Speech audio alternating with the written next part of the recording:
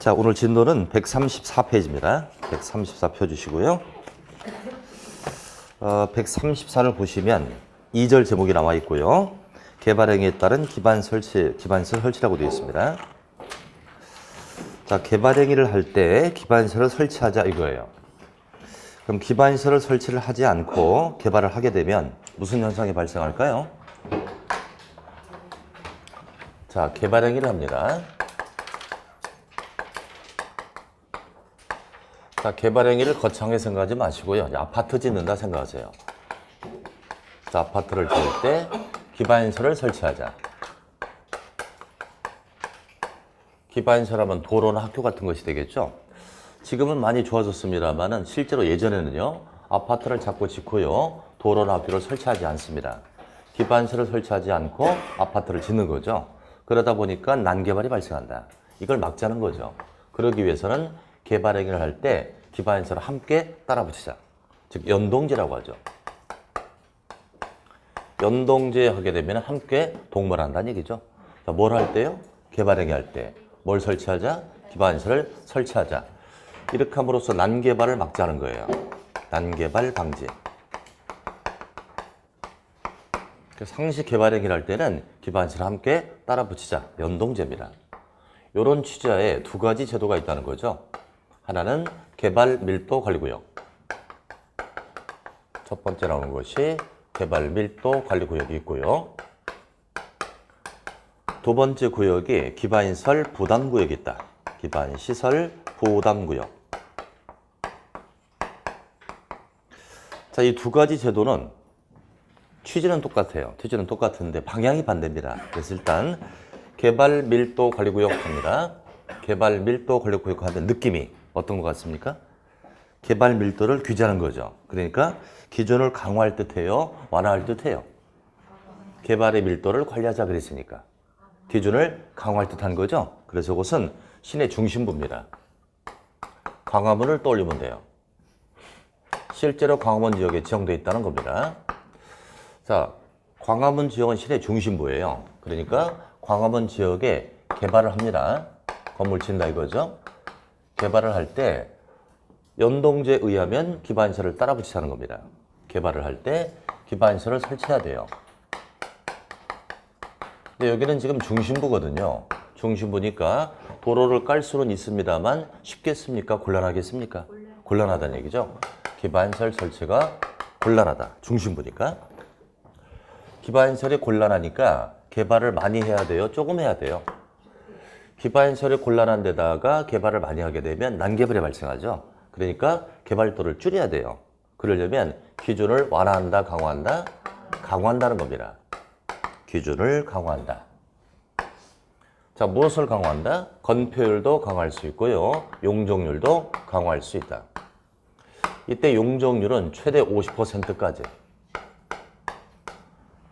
용적률을 50% 강화한다는 얘기는 무슨 얘기죠? 건물을 반으로 줄이겠다는 얘기죠. 그렇게 해서 난개발을 막자는 거예요. 그래서 이 구역의 취지는 기반시설이 곤란하니까 개발도를 떨어뜨리자. 그러기 위해서 기준을 강화하자는 겁니다. 자, 그럼 이건 지정을 살펴봅니다. 지정은 심의를 거쳐서 유견이 정한다.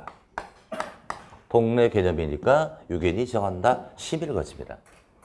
그럼 지정의 대상은 중심부예요? 변두리예요? 중심부니까 주거, 상업, 공업은 대상이 될 겁니다. 주거, 상업, 공업 지역은 대상이 됩니다만 녹지 지역은 X죠. 녹지 지역은 변두리니까 정할 수 없다. 이렇게 보시면 돼요. 그래서 이 구역은 기반시설이 곤란하니까 기준을 강화하자. 그리고 변두리는 정할 수 없다. 요겁니다. 자, 책의 내용을 좀 볼까요?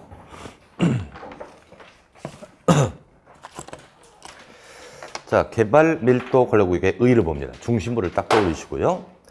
개발 밀도 관리구역이란 개발로 인하여 기반시설이 부족할 것이 예상되나 기반시설 설치가 곤란하다고 되어 있습니다. 곤란 체크하시고요. 왜 곤란한지는 생각해야죠. 시내 중심부니까 곤란하다. 곤란한 지역을 대상으로 건폐율, 용적률을 강화 적용하기 위해 정하는 구역이다. 기준을 강화한다는 겁니다. 자, 두 번째, 지정권자는 유견이 되겠죠. 유견이 정한다. 세 번째, 지정 대상은 항시 중심부니까 주거, 상업, 공업 쪽입니다. 그리고 녹지적이 나와서는 안 되죠. 슬쩍 녹지를 넣으면 틀리는 겁니다. 주거, 상업, 공업이다. 4번을 보시면 지정의 기준 나왔습니다. 기준의 동그라미. 기준은 누가 정한다? 국토부죠. 국토부 장관이 정하는데 박스 안에 기준이 말이죠. 1, 2, 3, 4 네 가지가 있어요.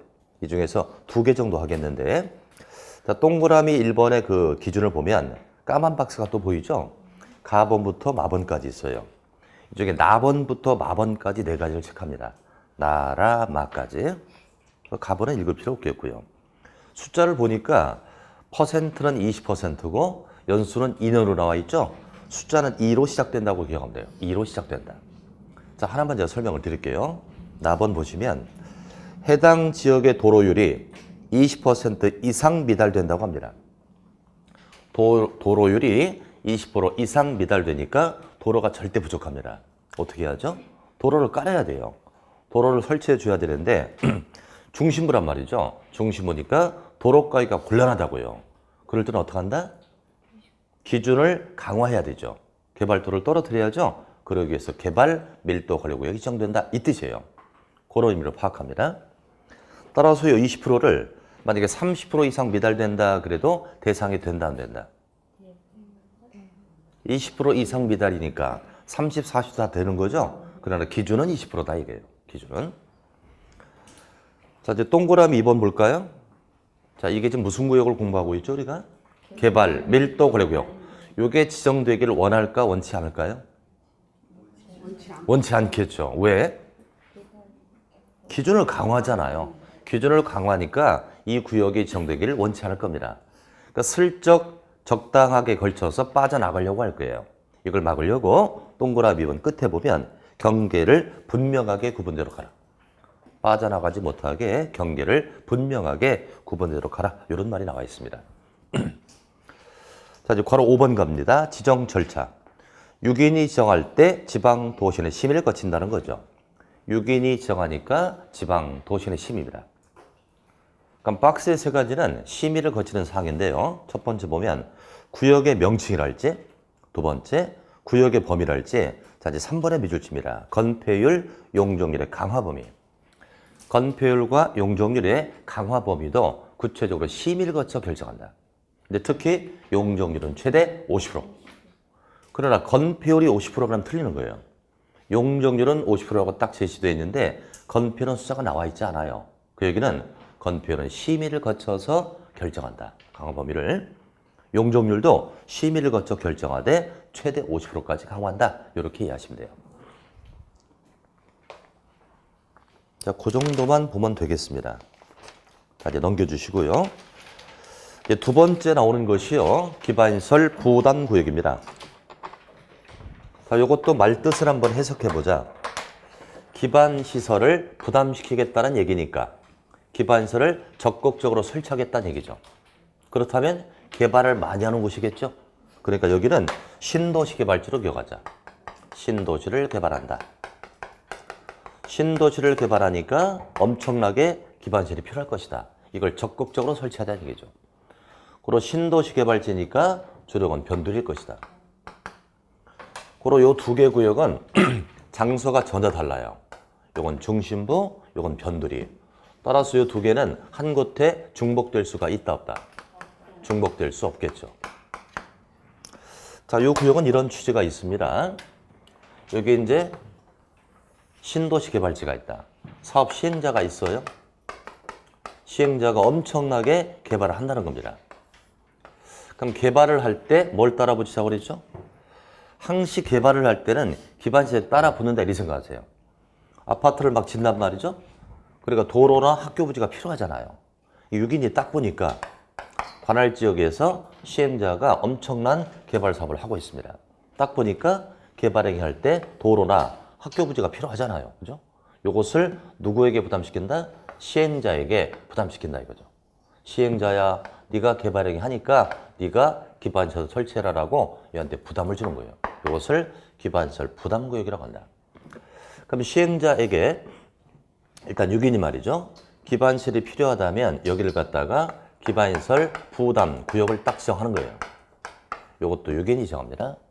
지정을 해놓고 네가 알아서 설치해라 그러면 제대로 설치 안 하겠죠. 그러니까 시행자 꼼짝 못하게 유견이 계획을 만들어줘요.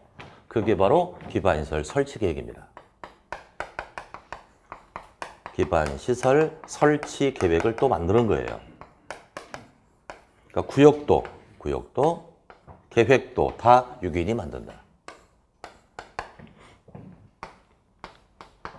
그럼 요 계획은 어느 정도 구체적이냐면 요 계획을 들여다보면 도로를 언제까지 설치하고 공원을 언제까지 설치하라 구체적 시기가 제시되어 있죠. 이렇게 유견이 만들어주면 시행자는 요 계획대로 기반시설을 설치하는 거예요. 이렇게 함으로써 체계적 설치를 유도하자는 거죠. 그럼 유견이 구역을 지정했다. 빠른 기간 내 요 계획이 나와야죠. 이게 1년입니다.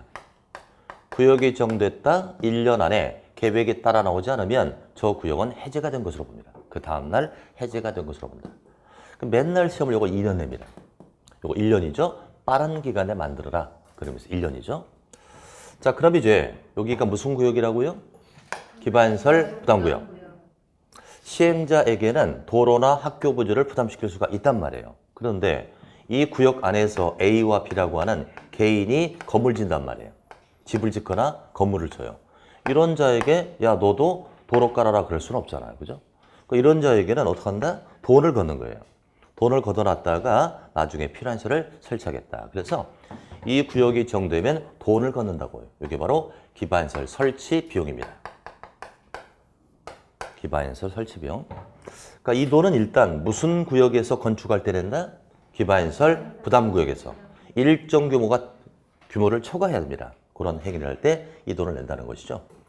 그래서 이 구역은 구역도 있고 계획도 있고 비용도 있기 때문에 얘보다는 훨씬 더 중요하다.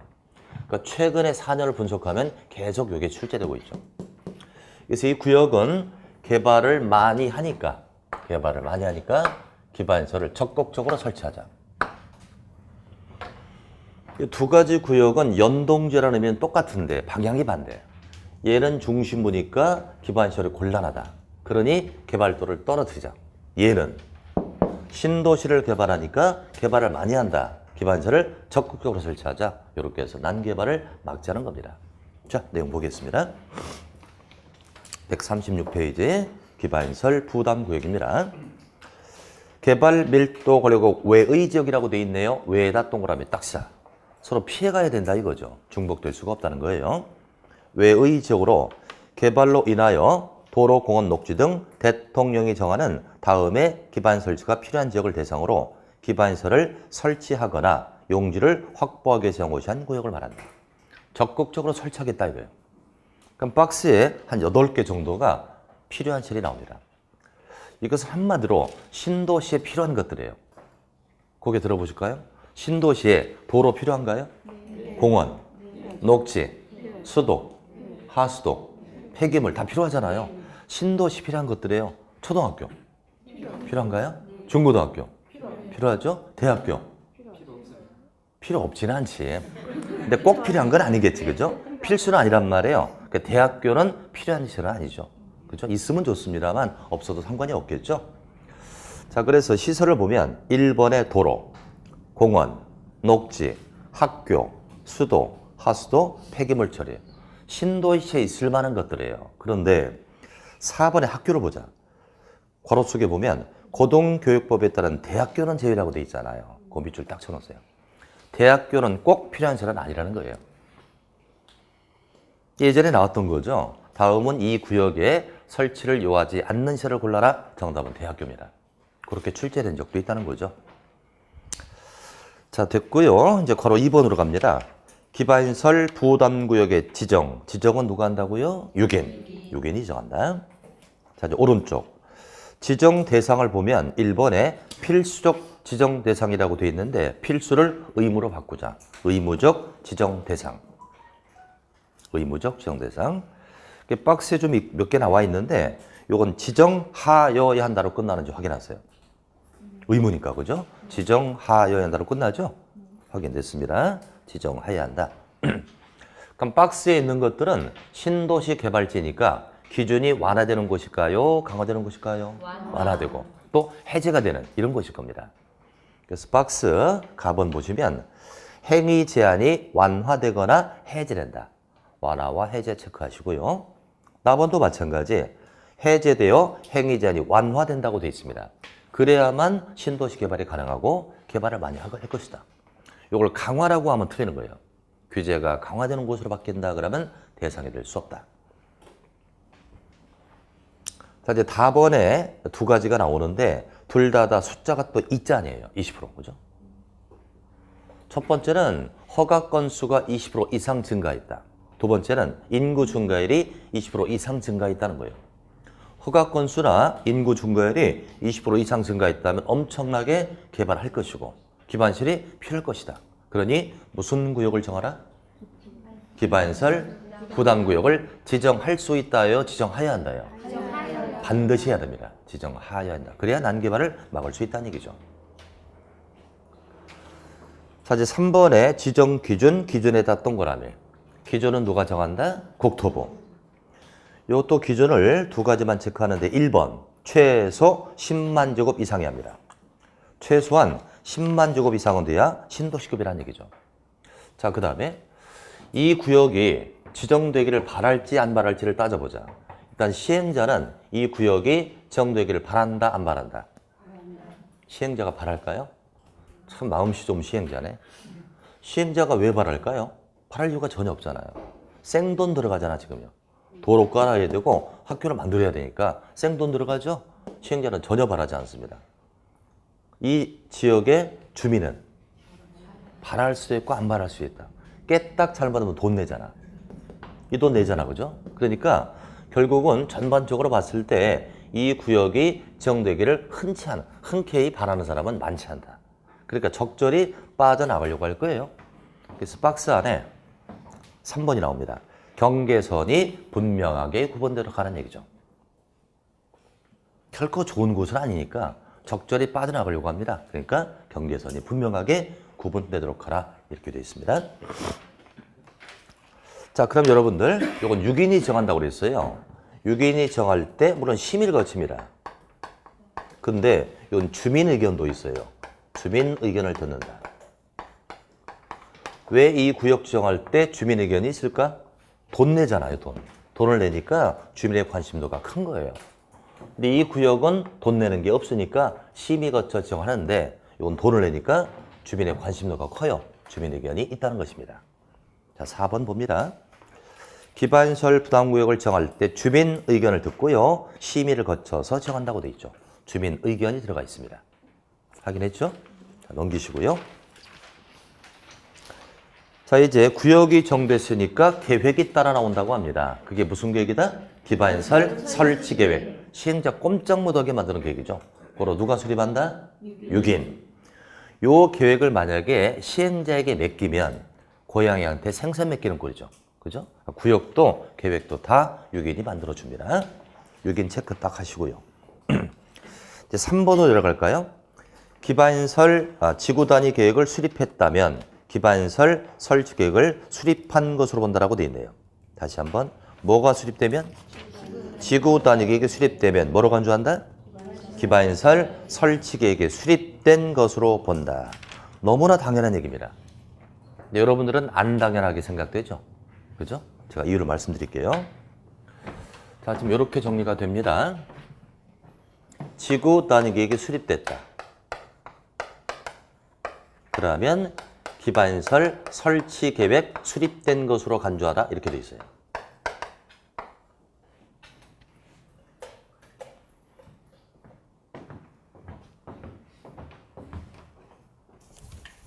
자, 그럼 여러분들 기반시설 설치 계획은요. 기반시설 설치 계획은 주 내용이 뭐겠습니까?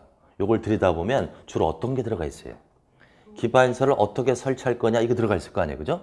그러니까 요 계획은 이름이 기반시설 설치 계획이니까 기반시설에 대한 내용이 주를 이룰 것이다. 그럼 지구 단위 계획은 배웠다 안 배웠다? 바로 지난주 배웠다. 이 계획은 상세한 계획이죠. 그래서 요 계획에 의무적으로 포함되는 게 5개.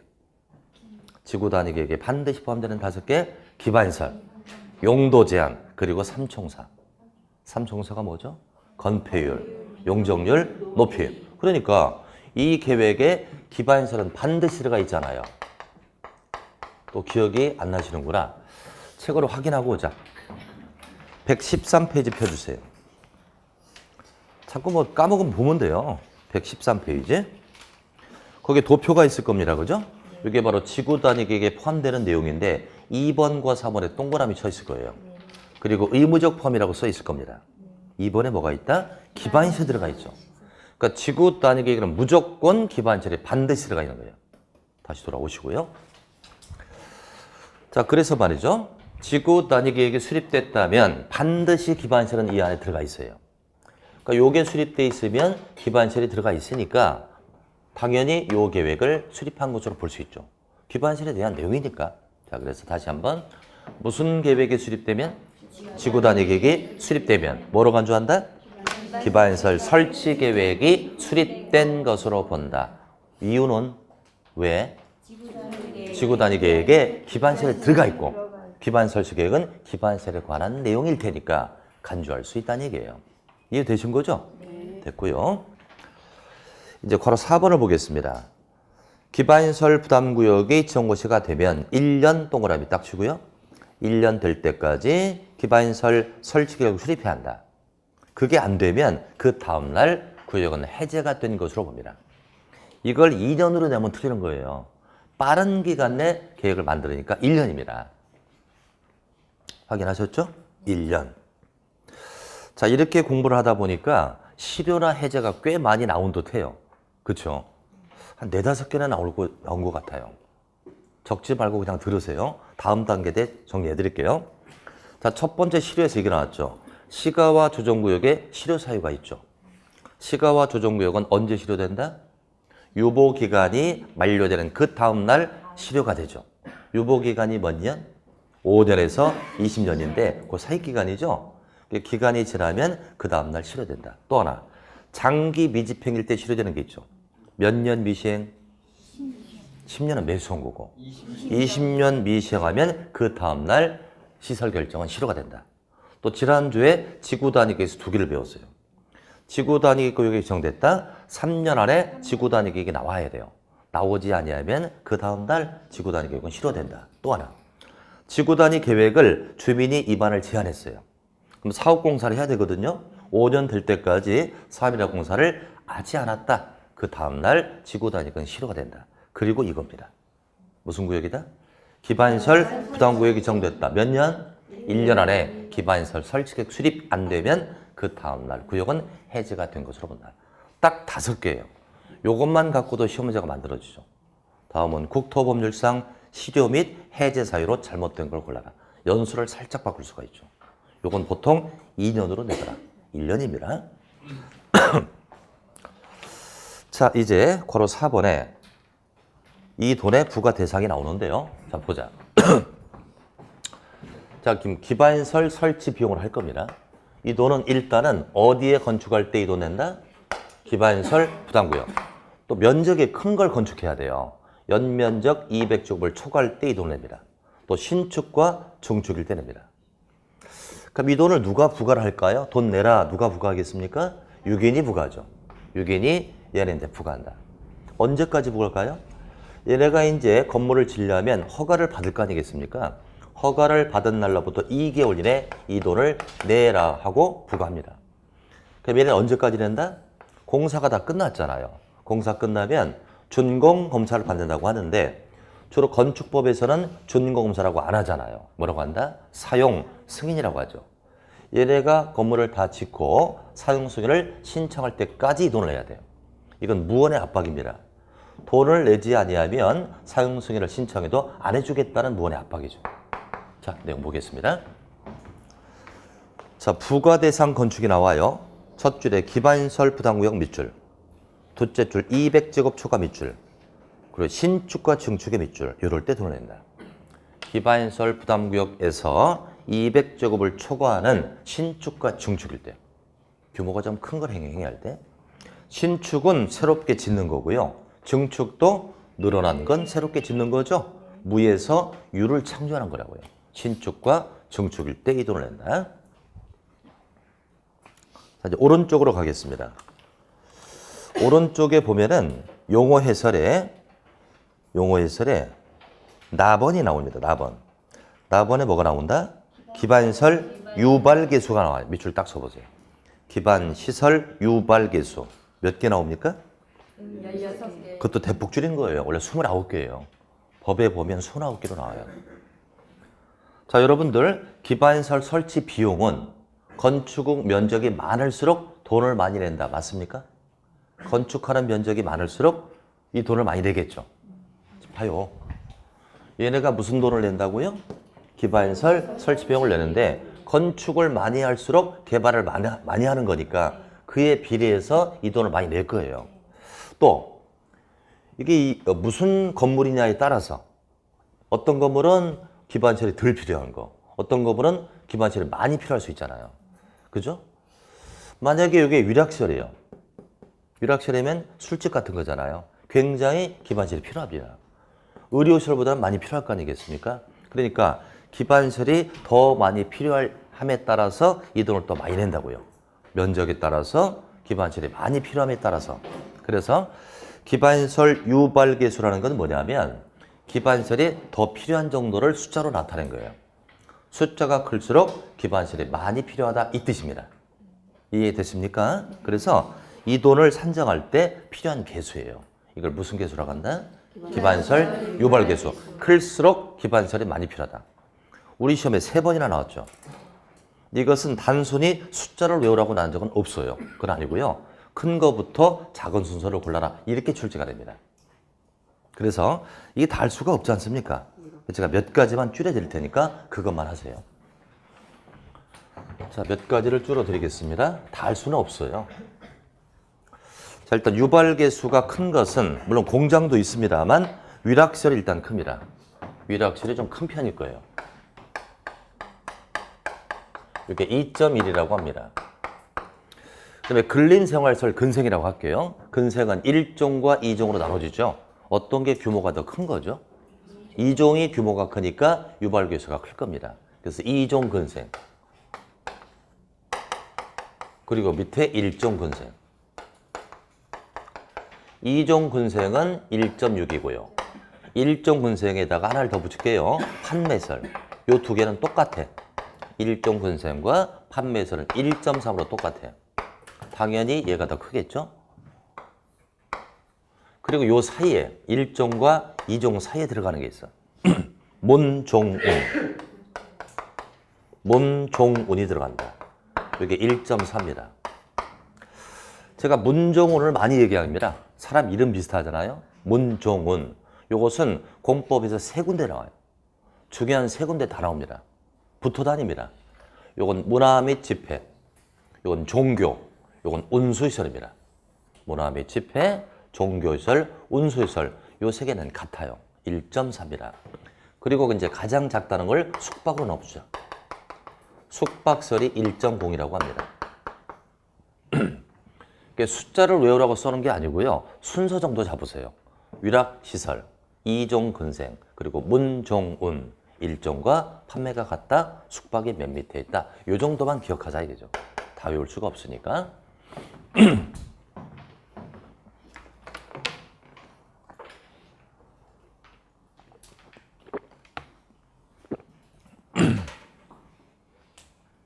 그렇게 순서만 좀 잡아 놓으세요. 자, 그렇다면 이제 A에게 이 돈을 내라라고 부과했어요. 근데 A가 이미 기반시설의 일정 부분을 설치했다고 합니다. 설치를 했다면 그만치 돈에서 빼줘야 되겠죠, 그죠? 필요한 기반시설을 설치했거나 용지를 확보했다면 그만치 빼줘야 될 겁니다. 그것이 3번의 간면이 나오죠, 맨 밑에. 납부 의무자가 기반시설을 설치했거나 그에 필요한 용지를 확보했다면 끝에 비용에서 감면해 줍니다. 설치한 만치 빼줄 수가 있다는 얘기죠. 감면한다. 자, 넘기시고요. 3번에 납부 의무자가 나오죠. 과연 어떤 자가 이 돈을 낼까? 박스에 3가지 나오는데 건축 행위를 위탁 또는 도급에 했다는 건 맡겼다는 얘기죠. 위탁 도급은 맡긴 겁니다. 그랬다면 위탁이나 도급을 한 자가 이 돈을 냅니다. 그러니까 맡긴 자가 돈을 내는 거예요. 맡긴 자가 주관자니까 그 자가 돈을 낸다. 두 번째, 타인 소유 토지를 임차를 하여 건축행위를 했다면 그 행위자가 냅니다. 임대인이 낸다는 거예요? 임차인이 낸다는 거예요? 임차인이 행위를 했으니까 그 자가 내는 겁니다. 세 번째, 건축행위를 완료하기 전에 건축주 지위를 승계하는 경우 그 지위를 승계한 자가 이 돈을 냅니다. 승계한 자니까 어떤 자예요? 이어받은 자죠. 이어준 자가 아니라 이어받은 자. 자, 건축을 끝내기 전에 그 공사를 이어받았어. 그럼 그 자가 책임이 있는 거 아니에요. 그 자가 공사를 완료할 거니까 그 자가 돈을 내는 겁니다. 주관자, 행위자가 돈을 낸다. 이어받은 자가 냅니다. 자, 이제 동그라미 2번 내려갈까요? 6위는 납부 의무자가 국가나 지자체로부터 건축 허가를 받은 날로부터 2개월 이내 이 돈을 부과합니다. 그럼 납부 의무자는 언제까지 낸다? 사용 승인을 신청할 때까지. 건축법에서는 사용 승인이라고 해요. 준공검사라고 하지 않습니다. 요 신청할 때까지 돈을 내는 겁니다. 이제 3번의 가번. 기반시설 설치 비용은 현금이나 신용카드나 직불카드로 납부하도록 하고요. 토지와 같은 물납도 인정해 줍니다. 뭐든 갖고 와라 이거죠. 다 받겠다. 현금도 좋고 카드도 좋고 토지도 좋다 이거죠.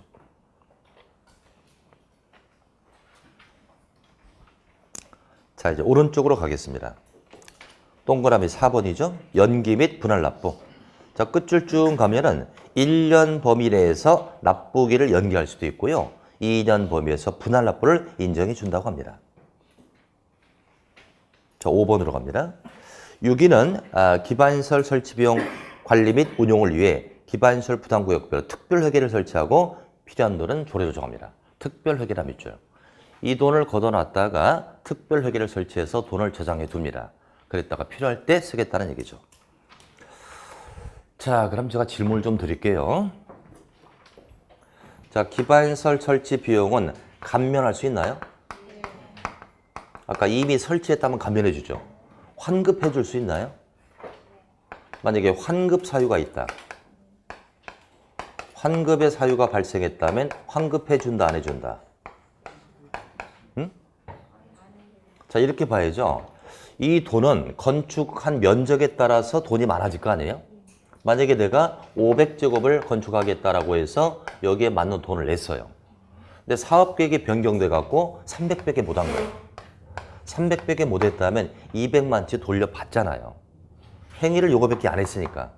처음에 요거 하겠다고 해서 여기에 맞는 돈을 냈는데 중간에 변경이 돼서 사업계획이 줄었단 말이죠. 그럼 줄은 많지 환급해 줘야죠. 서유가 발생하면 환급해 주는 겁니다. 근데 잔액이 남았어. 돈을 걷어가지고 필요한 시설을 다 설치했어. 돈이 남았습니다. 이건 돌려준다, 안 돌려준다? 이건 환급해주지 않습니다. 왜 그러냐면 이 돈은 면적에 따라 돈을 냈기 때문에 내일만치 낸 거예요. 남았다 이겁니다. 쓰고 남았다? 그땐 돌려주지 않아요. 면적이 주는 게 아니거든요. 자, 그럼 이 환급해주지 않는다면 잔액이 남았으면 어디다 쓸까요? 어딘가에 써야 되잖아요. 원래 이 돈은 이 구역 안에만 써야 됩니다. 근데 잔액이 남았다면 이 구역과 연계된 시설에 설치할 수 있는 겁니다. 환급해주지 않아요. 자, 내용 확인하자. 자, 2번에 사용을 보겠습니다. 납부한 기반시설 설치 비용은 해당 구역에 설치해야 되는 기반시설 설치나 용지 확보에 반드시 써야 합니다. 그러나 2번 예외. 해당 기반시설 부담구역에 사용하기가 곤란한 경우 그게 이제 한 장을 딱 넘기면 잔액이 생기는 경우입니다. 잔액이 생겼잖아요. 그때는 어떻게 한다? 해당 구역의 기반시설과 연계된 기반시설에 쓸 수가 있다고 하잖아요. 고로 잔액에다가 환급 X. 잔액이 남았다면 환급해주지 않는다. 자, 혼돈하지 마세요. 이 돈은 환급 사유가 있으면 환급을 해줘요. 그러나 다 쓰고 잔액이 남았다면 환급해주지 않는다. 그렇게 이해하시고요. 이렇게 해서 연동제를 맞추도록 하고요. 자, 이제 쭉 넘겨볼까요? 자, 넘기셔서 147페이지 보도록 합니다. 147, 맨 끝에 보면 청문 나오나요? 청문이 나오죠? 청문이라는 게 뜻이 뭡니까, 여러분들? 청문회 한다고 들어봤죠? 관계자 불러다가 얘기 듣는 건데요. 그러다 땡땡하고요. 개별적 불이익 처분, 개별적 불이익 처분. 개별적으로 불이익 처분을 할 때 화살표 딱 치고 의견 진술 기회, 의견 진술 기회를 주는 겁니다. 개별적으로 뭔가를 취소하거나 그리 되면 불이익 처분이 되잖아요. 그때 불러다가 너 왜 그러니? 라고 물어볼 수 있는 마지막 의견 진술 기회가 되겠습니다. 자, 따라서 청문회 사유가 박스에 딱 세 가지인데 요건 일단 불이익 처분인지 그리고 개별적인 불이익 처분을 봐야 돼요. 첫 번째, 개발 행위 허가를 취소했다. 불이익 처분이 되나요? 개발 행위 허가를 받은 자를 허가를 취소해버리면 그 자는 불이익을 당하잖아요. 그 자 불러다가 마지막 의견 듣겠다. 왜 잘못했냐? 마지막 의견 진술 듣겠다. 두 번째, 행정청이 아닌 시행자 지정을 취소한다. 우리 지난번 배웠습니다. 시행자에는 행과 비행이 있는데 비행정청 시행자는 지정을 받아야 사업할 수 있다고요. 근데 그 지정이 취소됐다면 취소당한 자는 개별적인 불이익 처분을 받게 되죠. 그 자에게 의견 진술기를 주겠다. 시행자 지정 취소. 그 다음에 실시객 인가가 취소됐다. 실시객 인가를 받았다면 사업할 수 있는데 그 인가가 취소당했다면 그 자는 사업을 못하게 되니까 개별적 불이익 처분이 되는 겁니다. 무조건 취소라고 다 하는 거 아니고요. 개별적 불이익 처분일 때. 끝에가 다 취소로 끝나죠? 그 밑에서 적어보자. 개발 밀도 관리구역. 개발 밀도 관리구역 지정 취소. 개발 밀도 관리구역 지정 취소. 요것은 청문 사유일까 아닐까? 취소는 취소니까 불이익 처분인데 이건 개별적인 불이익이에요. 개발 밀도 관리구역 전체에 대한 불이익이 될 수 있으니까 개별적 이건 불이익이 아니죠. 그리고 X. 이건 청문 사유가 아니다. 또 하나. 도시군 기본계획. 도시군 기본계획 승인 취소. 도시군 기본계획 승인 취소. 요것도 X. 이건 왜 청문 사유가 아닐까? 청문이라는 건 불이익 처분을 당했을 때만 할 수 있는 거예요. 자, 그렇다면 기본계획은 구속적이에요, 비구속적이에요? 방향이니까 비구속이죠. 처분성이 있다 없다? 없지요. 처분성이 없는 걸 취소했으니 불이익 처분이라 볼 수가 없잖아요. 그러니 사유가 되지 않는다. 청문은 무조건 불이익 처분이 아니라 개별적 불이익 처분할 때 줄 수 있는 마지막 기회다. 이렇게 보시면 돼요. 이렇게 해서 국토 분류를 마치겠습니다. 그럼 조금 쉬었다가요. 도시개발법 들어가겠습니다.